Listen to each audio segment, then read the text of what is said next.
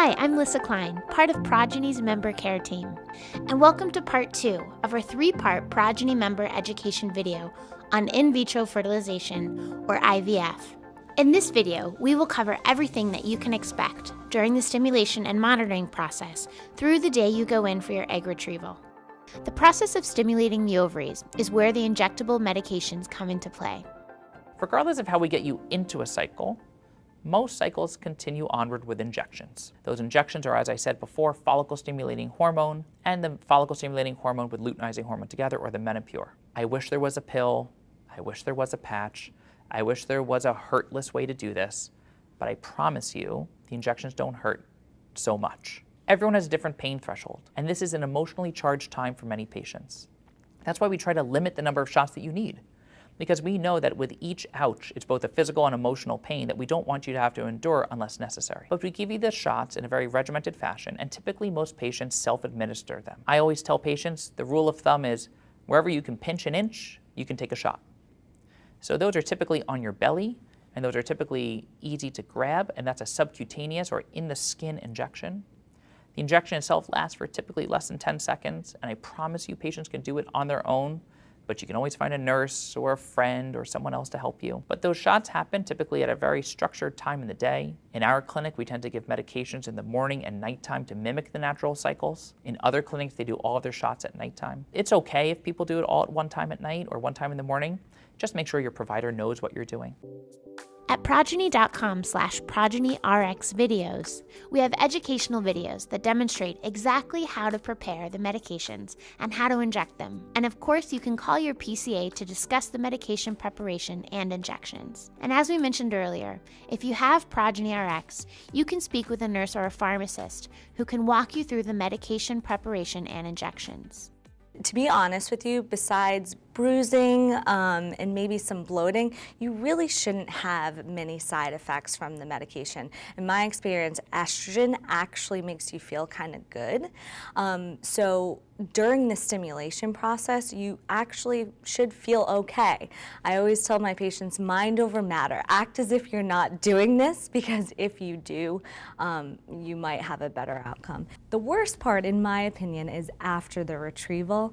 Once your progesterone is high and you're kind of feeling the after effects of a really bad PMS coming.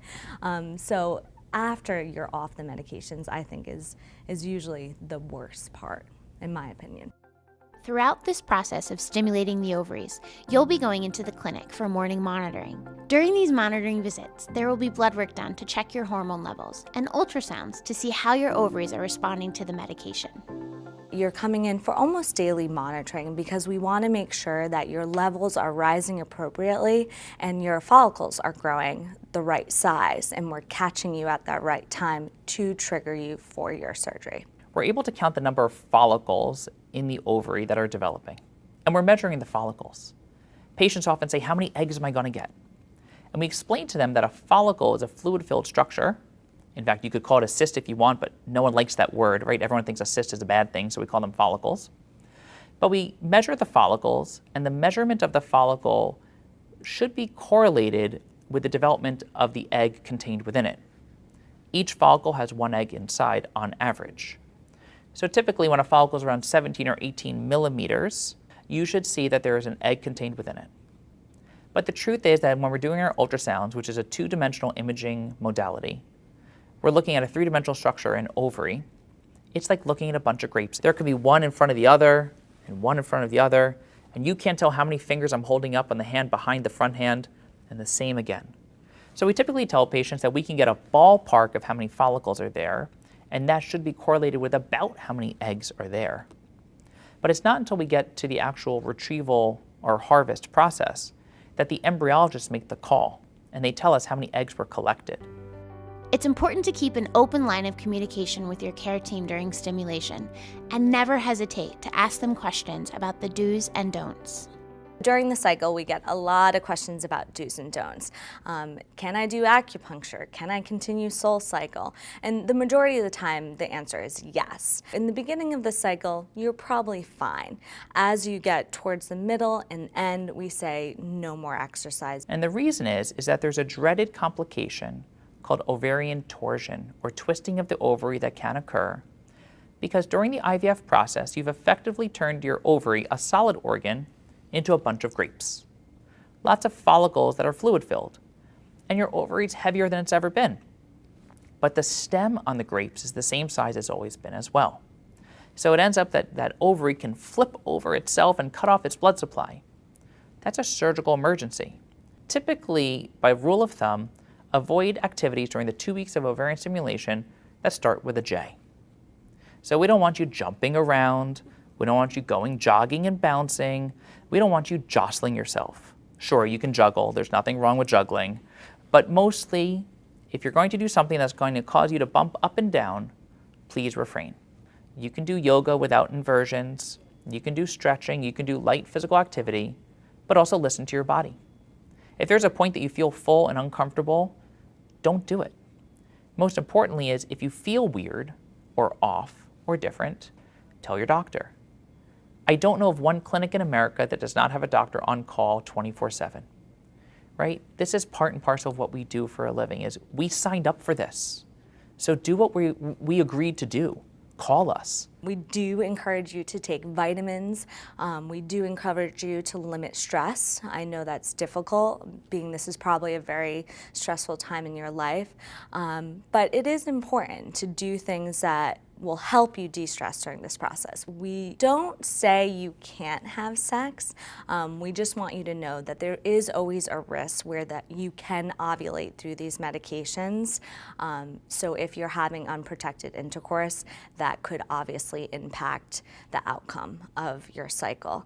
We also have to consider if the male is providing a fresh sample at the time of retrieval, we do want them to abstain for 2 to 5 days. So that is something to consider with sexual activity.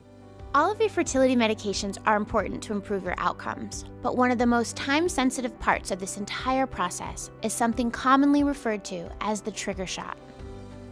At the completion of the 10 to 12 days where the patient's been closely monitored, we then get to make the decision of when is the retrieval going to occur. We ideally try to mimic ovulation to help you ovulate or mature those eggs, but before you ovulate and release those eggs, we collect them.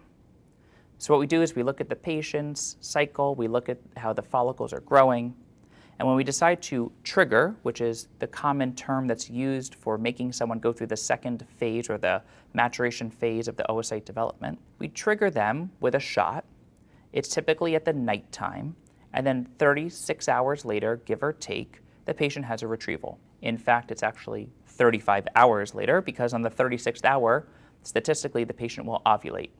So it's a very coordinated dance. This is the most important shot as it determines the time of your surgery. So we will stress that often, that you must do your trigger shot at this time to ensure that you haven't ovulated prior to surgery. I'm going to plead with every patient watching this to do the same thing that I plead with all my patients to do, which is to make sure you have all of your medications when you start your cycle.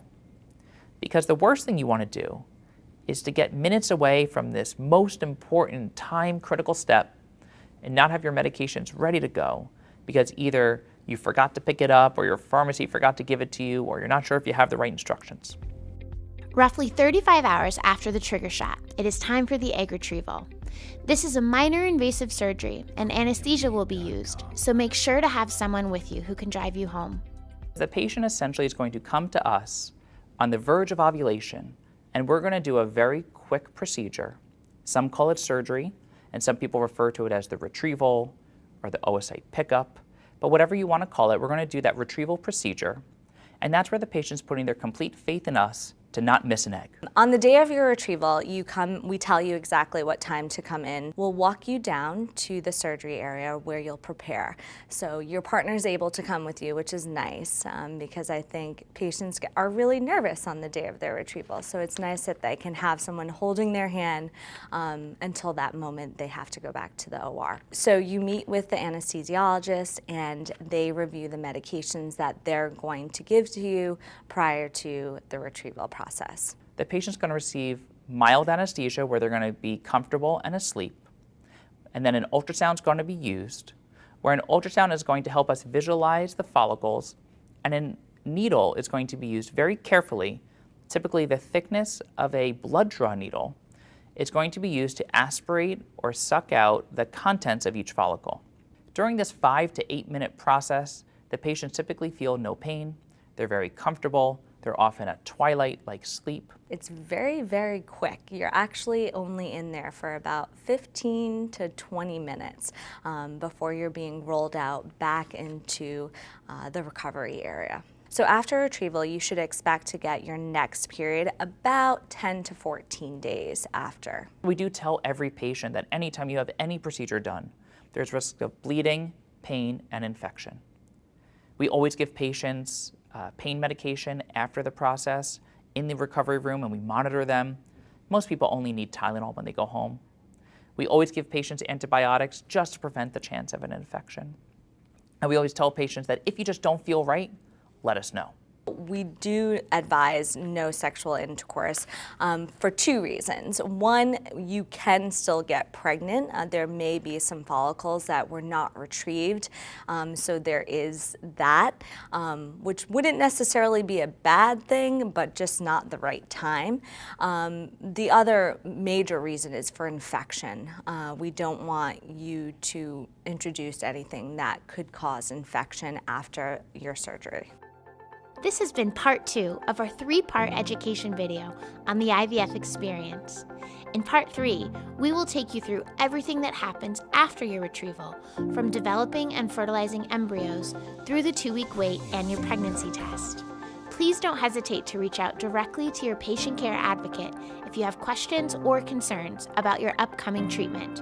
And remember, you can always get more information at progeny.com/education.